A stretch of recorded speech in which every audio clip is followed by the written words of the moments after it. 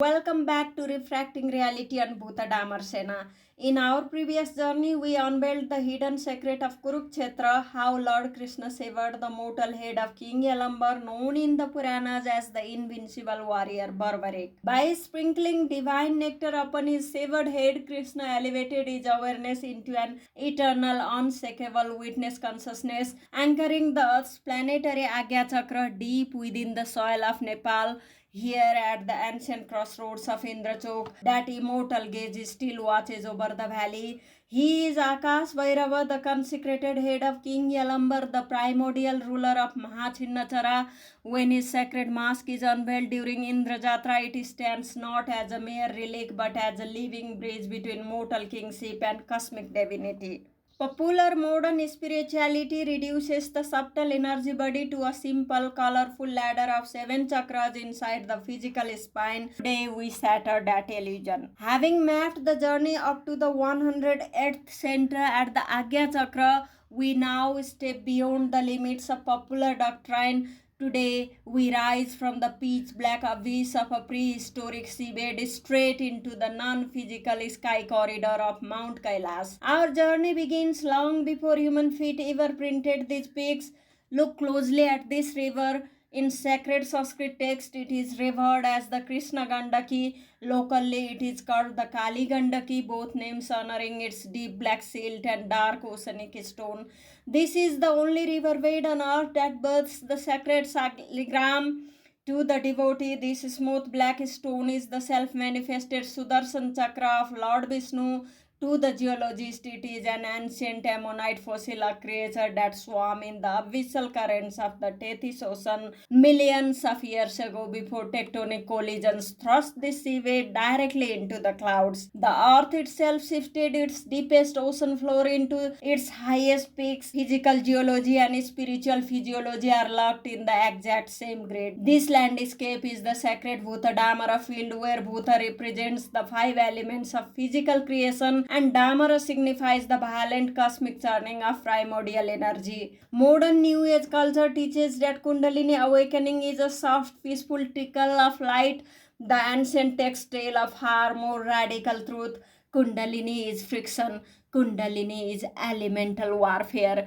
At the high altitude source of Damodar Kunda, Shaligrams remain locked inside rough, jagged red-brown granite. It is only by plunging down the river, enduring brutal friction, shattering collisions, and the relentless churning of icy glacial waters that the rough outer shell is stripped away. Downriver, it emerges as a smooth, glistening black Shaligram. This is the exact blueprint of human consciousness. We begin as unrefined heavy material stones at Muladhara Chakra, but through the friction of life, spiritual heat and tantric churning, we do not smooth ourselves out with comfortable illusions. We shatter our physical bindings to emerge as pure, polished, immortal consciousness at the Sahasrara. Every spiritual tradition marks its own internal geography. Hindu, Buddhist, and Bodh practitioners each trace a distinct route of Kundalini ascension.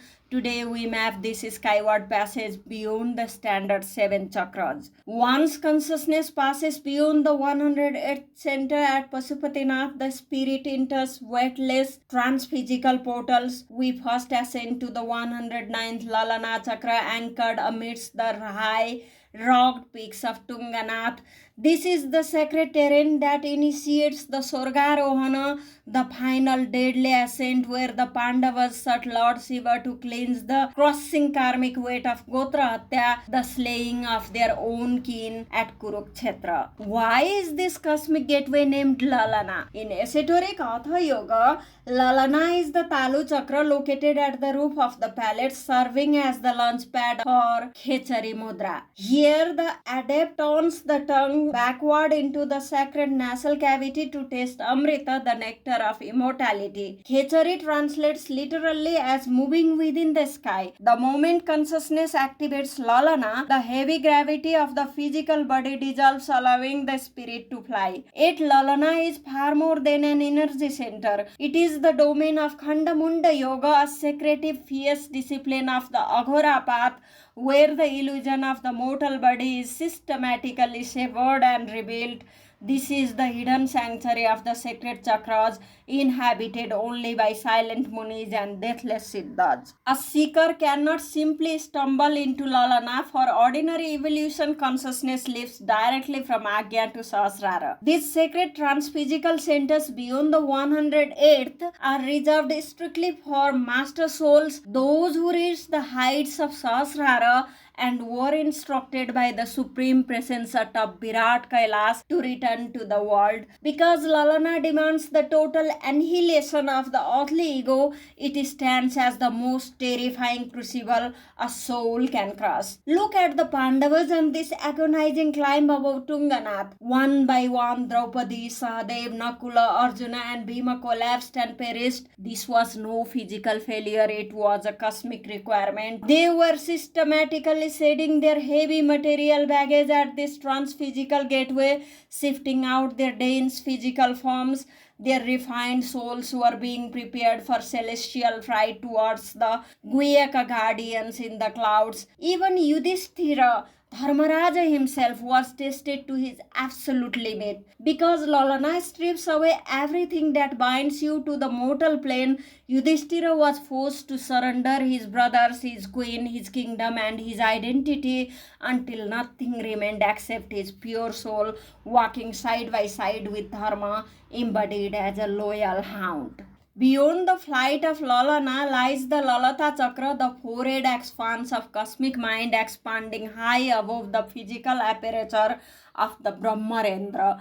In sacred tantric scrolls, Lalata is the field of Lalita Mahatripura Sundari, the goddess of divine play. This chakra is not a single point in space, it is a vast geographical triad representing the three primary corners of the Sri Yantra. The 110th chakra, Sarada Peeth in Kashmir, the radiant seat of Saraswati, deeply linked with solar intellect and wisdom. The 111th chakra, Hinglas Mata in Balochistan, the primordial Shaktipeeth revered as the birth cauldron of Tantra.